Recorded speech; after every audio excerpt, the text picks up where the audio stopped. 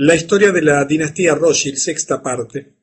Hoy vamos a cubrir este periodo muy cortito en años, de 1913 a 1921, debido a que ocurrieron tantas cosas en la historia de la humanidad en esos 8 años en relación a los intereses Rothschild, que nos va a ocupar una conferencia entera. Y así va a ser el siglo XX, una etapa de muchísimos acontecimientos, porque se van, digamos, acumulando, ¿verdad? Y se van exponenciando y se van autogenerando muy rápidamente debido a que la influencia comienza a extenderse en todo el mundo y en todas las actividades humanas significativas. Antes de entrar en el tema de la conferencia, yo quiero recordarles que lo que estamos desarrollando aquí es el tema del gobierno mundial. La gran cuestión que domina la humanidad desde hace 6.000 años es quién tiene derecho a gobernar el mundo. Y eso es lo que hoy estamos enfrentando, la batalla final por el gobierno mundial. El hombre durante 6.000 años ha intentado gobernar al hombre para su propio fracaso. La humanidad ha intentado todo tipo de sistemas: feudalismo, monarquías, dictaduras, imperios, democracias, plutocracias. Todo lo que tú te puedas imaginar ha sido ya probado en alguna parte del mundo y ha fracasado, porque solo ha traído el oprobio y la opresión y el sufrimiento de la gente. En este momento hay un último proyecto, lo único que le falta probar a la humanidad, que es el gobierno mundial, el gobierno global, es decir, un gran gobierno central que verticalmente controle todos los países y a todas las personas en el mundo. Estamos enfrentados a esta situación donde todos estamos viendo cómo nos aproximamos a un gobierno mundial, que lo vemos a diario, y hoy vamos a hablar acerca de acontecimientos del siglo XX que durante 8 años, en ese breve periodo de 1913 a 1921, nos llenó de todos los humanos de acontecimientos pasmosos. En la quinta parte habíamos culminado con un suceso absolutamente extraordinario, o con dos sucesos. Uno fue la fundación de la ADL, la famosa Anti-Defamation League, la Liga de Antidefamación, que tiene un poder enorme en los Estados Unidos y que tiene muchas maneras de expresarse en el resto de los países del mundo, y que es un instrumento fundamental de dominio porque tiene como finalidad que todo lo que sea criticar, denunciar, demostrar, hablar de este tema es rápidamente criticado, negado, denostado, en fin, atacado.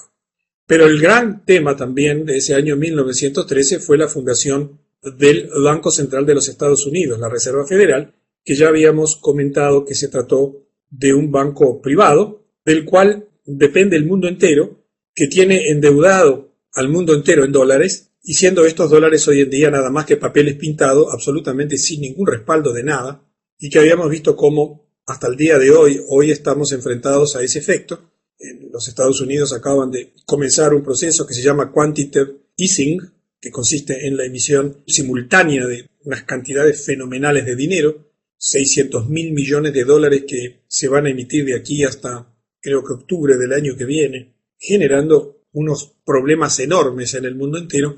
Y ahora ustedes han visto esta reunión que hubo esta semana del G20, en donde, bueno, no se pusieron de acuerdo porque, claro, todos los países quieren defenderse de la devaluación fenomenal que está ocurriendo en Estados Unidos y que va a ocurrir cuando finalmente toda esa cantidad de dinero se vuelque a la plaza, porque significa un ataque decidido al dólar para destruirlo, para devaluarlo finalmente, con la excusa de que de ese modo se van a fortalecer a la economía norteamericana mediante posibilidad de exportar más y demás. Y estamos enfrentados a la famosa y actual guerra de divisas, donde la China tiene un papel central y que, bueno, va a tener un efecto devastador en las finanzas y en la economía del mundo entero en los próximos meses.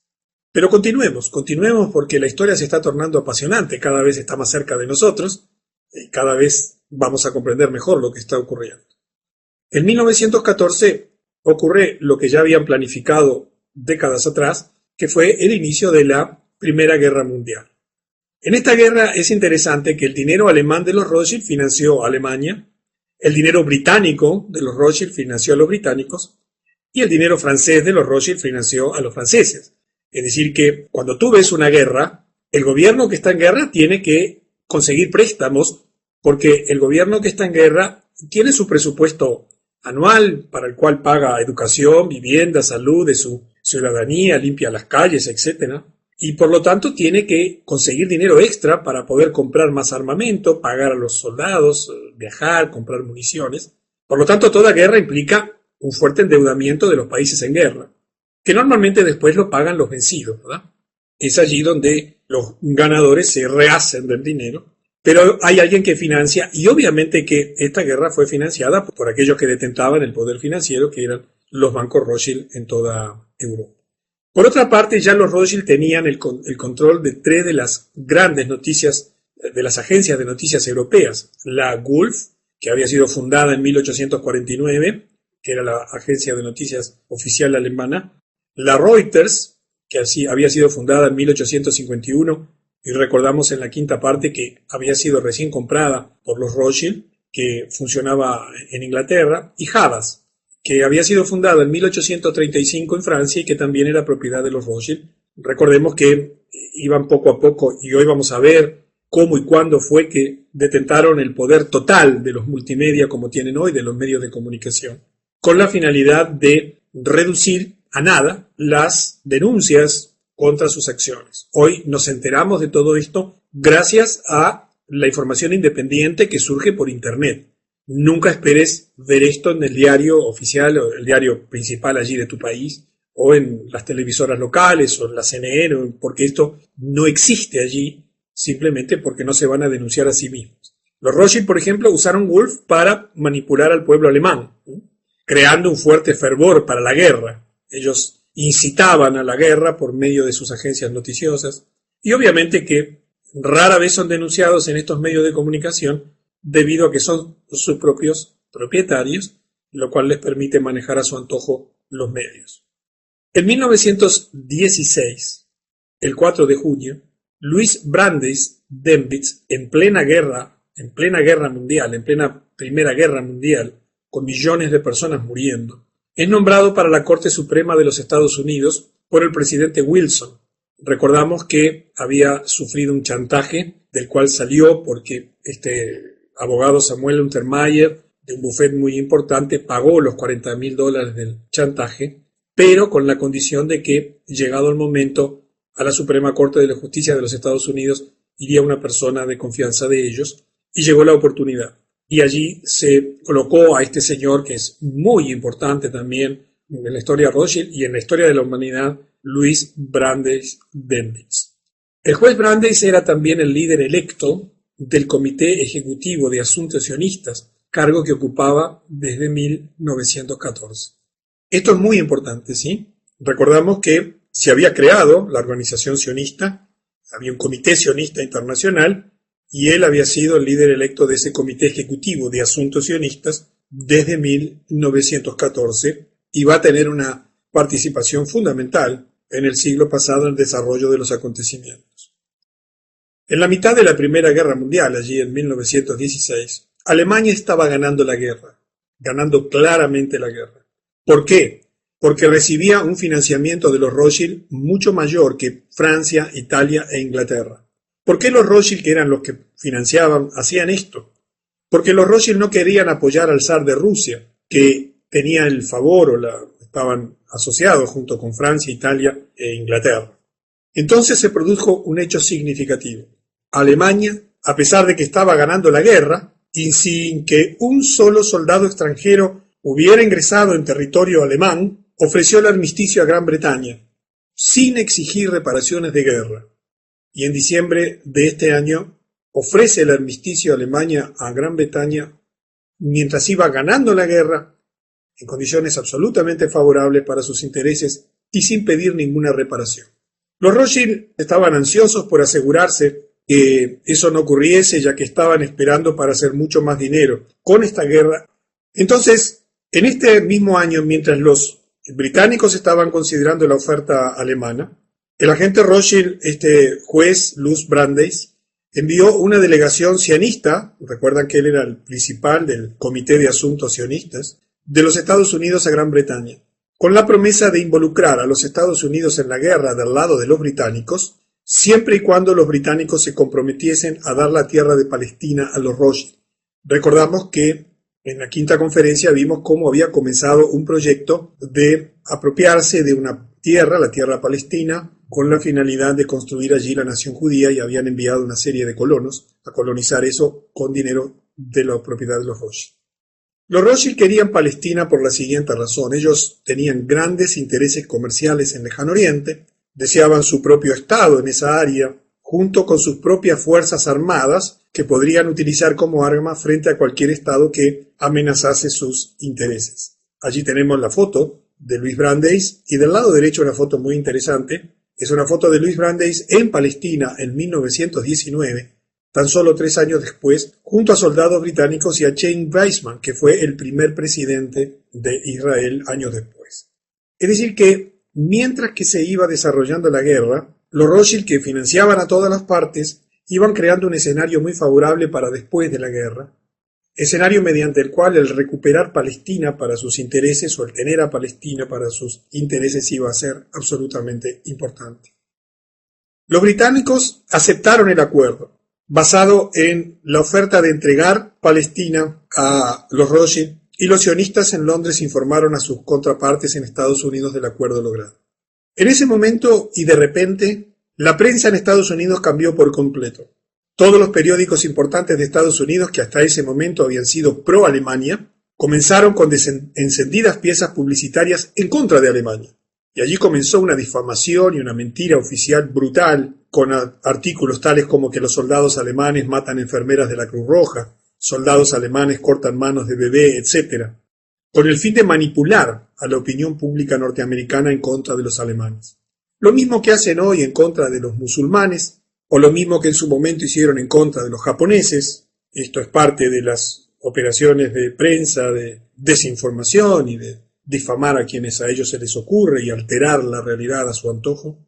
Y es interesante que en ese mismo año, el presidente Woodrow Wilson, que realizaba una campaña política por la reelección bajo el lema Woodrow Wilson 1916, él nos mantendrá fuera de la guerra, allí tienen el afiche de aquella época, el afiche original. Después se tuvo que retractar porque en ese mes de diciembre los alemanes y sus aliados ofrecen las condiciones para el fin de la guerra a los británicos. Y mientras que Wilson prometía al electorado que no iban a ir a la guerra, porque Estados Unidos hasta ese momento no tenía parte en la guerra, tuvo que, contradecir sus propias palabras. En el siguiente año, y como resultado de la oferta alemana de paz, la maquinaria o la máquina de guerra de Rothschild se dispara en los Estados Unidos, como ya lo hemos visto.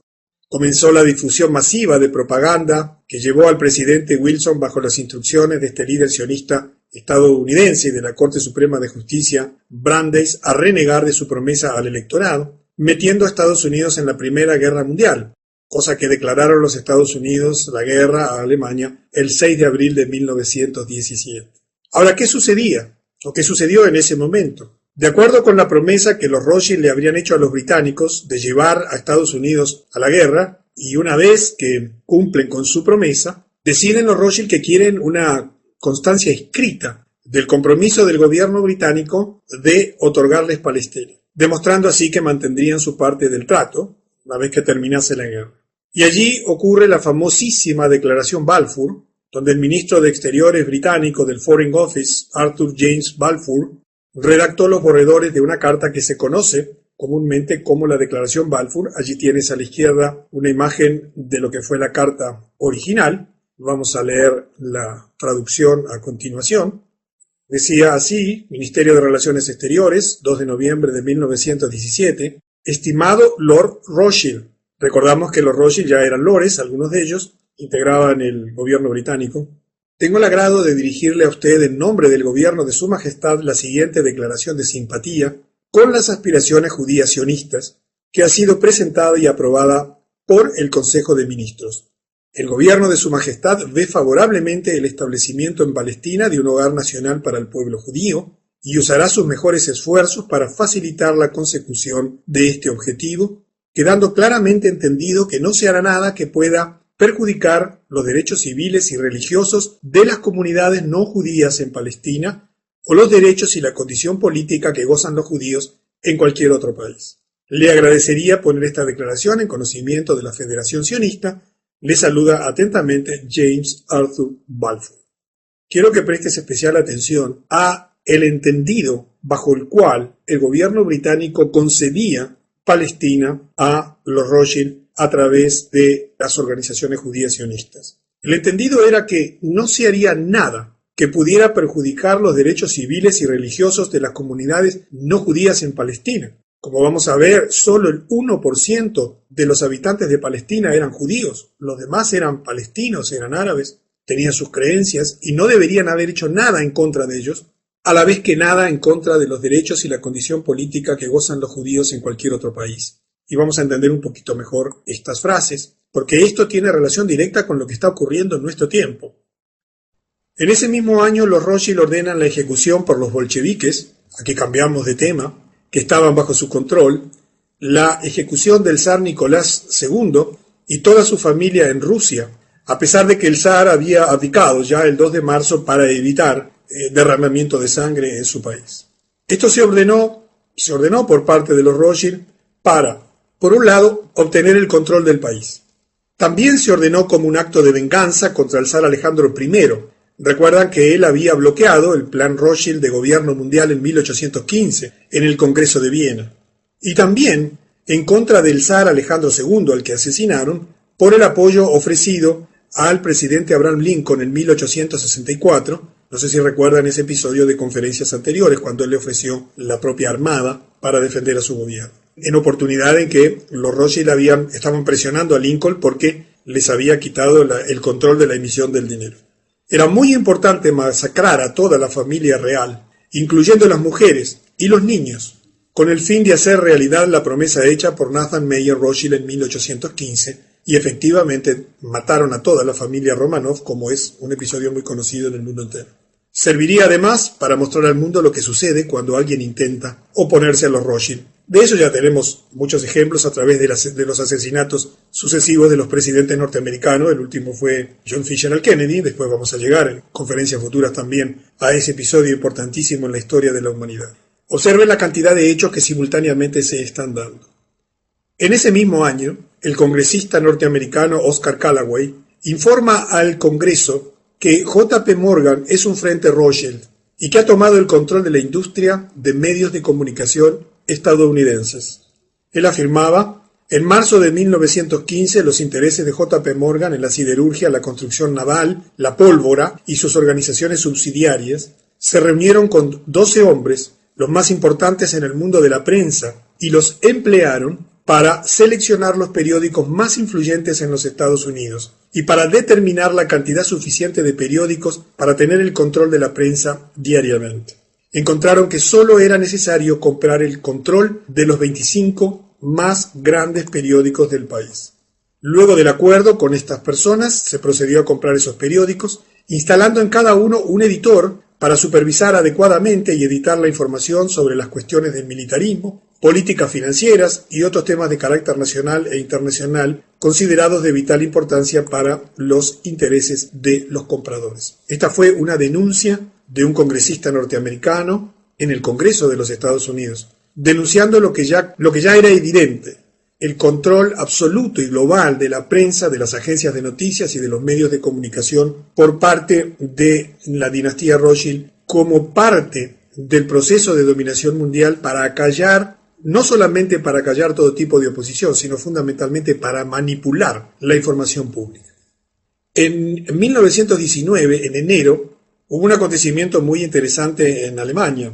Allí Karl Liebknecht y Rosa Luxemburgo mueren en un intento de liderar a otro golpe de Estado comunista, pero esta vez en Alemania, en Berlín, financiado nuevamente por Rothschild. Allí hay 2 sellos conmemorativos de esos 2 personajes.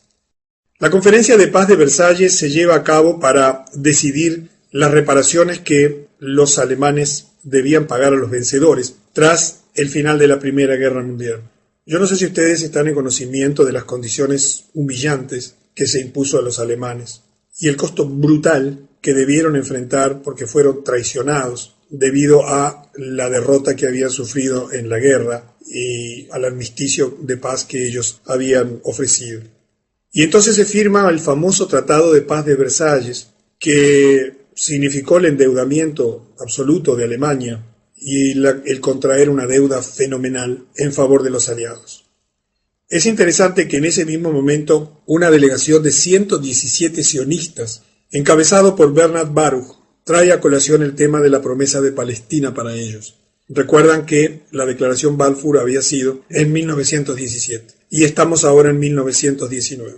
En este punto, los alemanes se dieron cuenta que habían sido traicionados y se dieron cuenta por qué los Estados Unidos se habían puesto contra ellos y bajo qué influencia, obviamente la de los Rothschild, porque los Estados Unidos estaban fuera de la guerra y los alemanes no entendían por qué se habían puesto en guerra con ellos, si nada habían hecho los alemanes en contra de los norteamericanos. Y la excusa fue, o el verdadero argumento fue, esta intención y esta promesa del gobierno inglés de conceder Palestina a cambio de la intervención de los Estados Unidos en la guerra, lo cual naturalmente volcó los intereses, el transcurrir de la guerra en favor de los aliados. Los alemanes, por supuesto, se sintieron traicionados por los sionistas. Esto se debió a que en el momento en que los Rothschild hicieron su acuerdo con Gran Bretaña para Palestina a cambio de traer a Estados Unidos a la guerra, fíjense que Alemania era el país más amigable del mundo hacia los judíos. Yo no sé si estás en conocimiento que en el Edicto de Emancipación alemán de 1822 se garantizaba a los judíos de Alemania todos los derechos civiles de que gozaban los alemanes. Alemania fue el único país de Europa que no impuso restricciones a los judíos, inclusive dándoles refugio, cuando tuvieron que huir de Rusia después del primer intento de golpe fallido del Estado comunista en el año 1905. Hay una historia muy extensa sobre eso. Allí tienes una ilustración sobre el tema. Es decir, que cuando vino el pogrom en 1905, allí el intento de golpe de Estado comunista en Rusia, como falló, bueno, los judíos que estaban en la avanzada de eso tuvieron que huir, y Alemania fue el único país que los aceptó sin imponerle condiciones, inclusive dándole refugio. La verdad histórica es que Alemania era un país amigo de los judíos, y se sintieron por tanto traicionados por estas organizaciones sionistas que utilizaron una herramienta más, una de las tantas estratagemas que han hecho a lo largo de la historia. A pesar de todo, los Rothschild sostuvieron la ventajosa negociación, sin importar que se había derramado la sangre de millones y que se seguiría derramando, y como resultado Palestina se confirmó como la patria judía.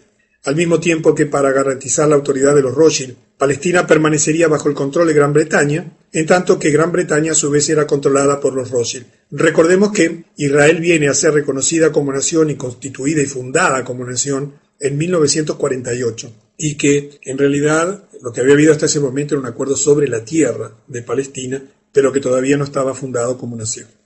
En ese momento, como te comentaba antes, menos del 1% de la población de Palestina era judía, y curiosamente, el anfitrión de la Conferencia de Paz de Versalles era su jefe, el barón Edmond de Rothschild.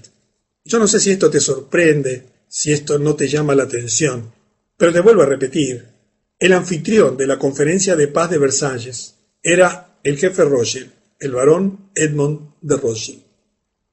La Conferencia de Paz de Versalles incluyó un elemento fundamental también en la historia moderna.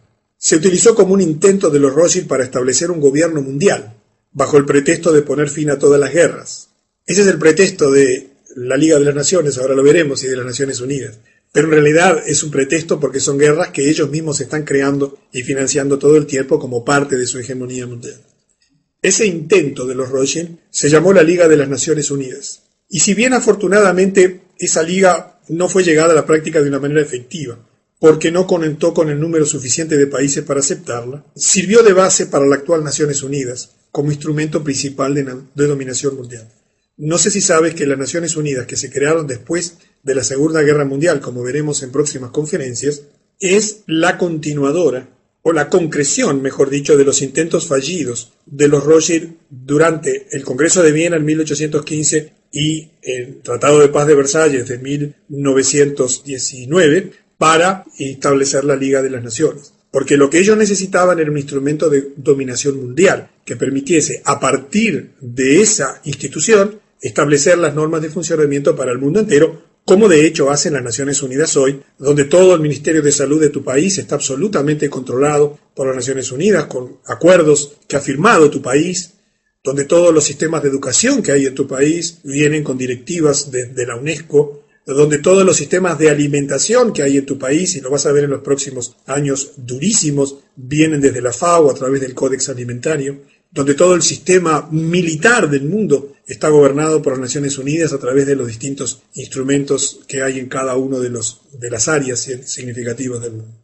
Debemos comprender de que se va apretando el circuito, se va perfeccionando el sistema que va a terminar en lo que hoy estamos viendo, un sistema de control mundial que está a punto de abatirse sobre todas las naciones del mundo.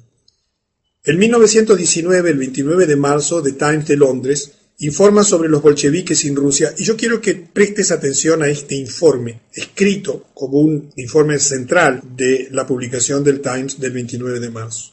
Una de las características curiosas del movimiento bolchevique es que es altísimo el porcentaje de elementos no rusos entre sus líderes. De los 20 o 30 comisarios o líderes que constituyen el mecanismo central del movimiento bolchevique, no menos del 75% fueron judíos, y allí tienes a continuación, que después cuando recibas el video lo puedes mirar más en detalle, una estructura que se estima era el sistema de financiación de la revolución bolchevique. Esto es una constante en todos los organismos del mundo que tienen que ver con el control de los asuntos políticos, económicos y financieros de las naciones. A estos espías judíos se le dieron nombres rusos, de acuerdo a la tradición askenazi judía, para generar confusión, era parte de su estrategia de infiltrarse.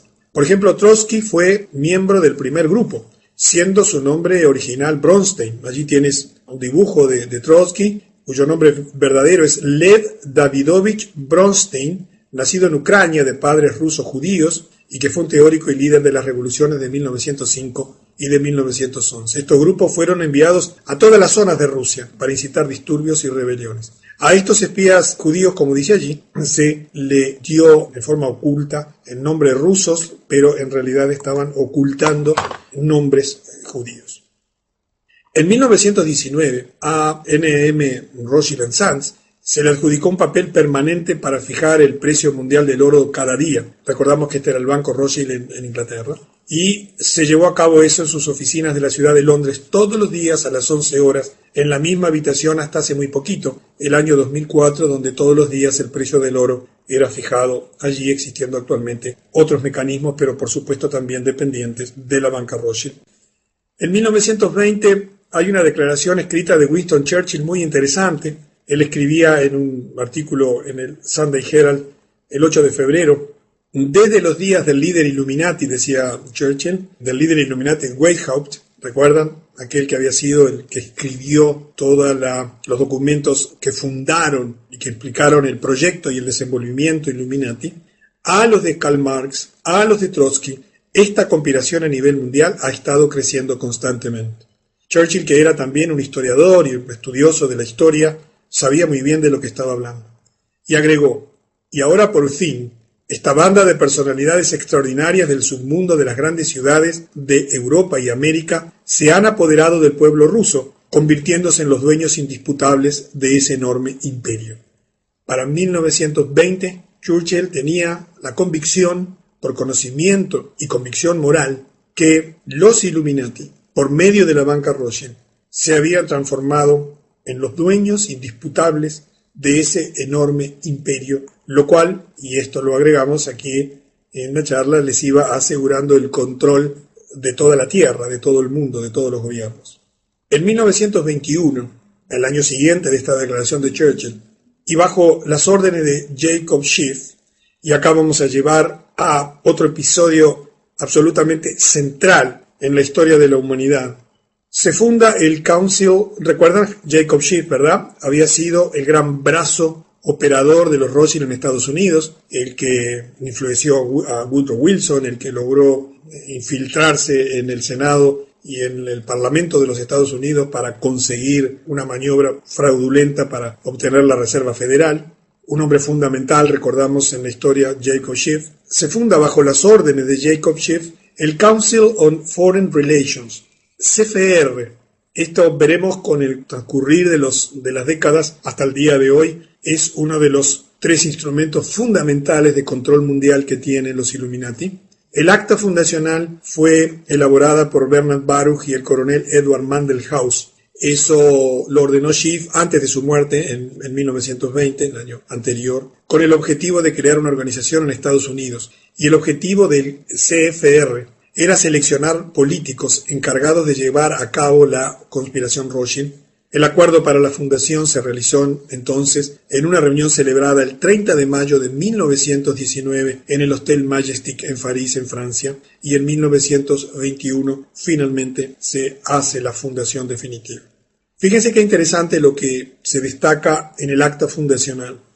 El número de miembros del CFR en el inicio fue aproximadamente de unas 1.000 personas en los Estados Unidos. La membresía incluía a los jefes de las principales corporaciones comerciales e industriales en los Estados Unidos, a todos los banqueros internacionales con sede en Norteamérica y a todos los jefes de todas las fundaciones libres de impuestos, porque tú sabes que todas las fundaciones que ellos han creado a su vez están libres de impuestos porque se han encargado de en cada uno de los países exonerar de impuestos a sus propias fundaciones. Es increíble esto, pero todo el tema de las grandes fundaciones tipo Rockefeller y todas las demás no pagan impuestos. Yo que he estudiado un poco ese tema, es increíble cómo maniobraron para en todos los países tener grandes fundaciones libres de impuestos. Es fantástico. Bueno, pero sigamos. En esencia, todas las personas que proporcionarían el capital necesario a cualquier persona que desease postularse para el Congreso, el Senado o en la presidencia. En los Estados Unidos, cuando alguien llega al Congreso, cuando alguien es senador, diputado, cuando llega a la presidencia, ha sido financiado justamente por toda esta gente que integra un organismo de influencia en Rothschild, como es el Council on Foreign Relations. Allí tienes el logo, que lo puedes encontrar en la página web oficial. Y esta institución es fundamental, y vamos a terminar esta sexta parte, con un hecho central que permite a los Rothschild llegar a donde han llegado hoy, entre las muchas herramientas de dominación que tienen, y es el control absoluto de los medios de comunicación. El primer trabajo de esta comisión era ganar el control total de la prensa. La tarea se le dio a John D. Rockefeller, quien estableció una serie de revistas de noticias nacionales, como Life y Time. Financió a Samuel Newhouse para comprar y establecer una cadena de periódicos en todo el país, y a Eugene Meyer, que pasaría a comprar muchas publicaciones tales como el Washington Post, Newsweek y la revista The Weekly. Quiero que entiendas que cuando aparecen estos grandes millonarios, han sido todos financiados por ellos. Nadie podía comprar estas cosas masivamente o generar esas fenomenales cadenas de información por su propia voluntad, porque obviamente eso no lo permitirían, porque en definitiva ellos eran los verdaderos dueños. También necesitaba para controlar la información la puerta de la radio, la televisión, la industria del cine, y esta tarea se dividió entre los banqueros internacionales Kuhn Loeb, Goldman Sachs, Warburg y Lehman. Y así llegamos al final de la sexta parte. Una sexta parte plena de acontecimientos en tan solo 8 años, pero que verás con las siguientes conferencias que fueron base fundamental del proyecto final de dominación mundial que estamos experimentando en nuestro tiempo. El absoluto control de los medios de comunicación, el absoluto control de todas las industrias fundamentales, el absoluto control de todos los grandes conglomerados comerciales, el absoluto control de toda la producción militar de armamentos, el absoluto control de todas las organizaciones políticas en donde se definen las decisiones importantes, Naciones Unidas hacia abajo, el absoluto control de todos los medios de financiamiento que existen en el mundo, haciendo depender a todos los países y economías del Banco Central de los Estados Unidos.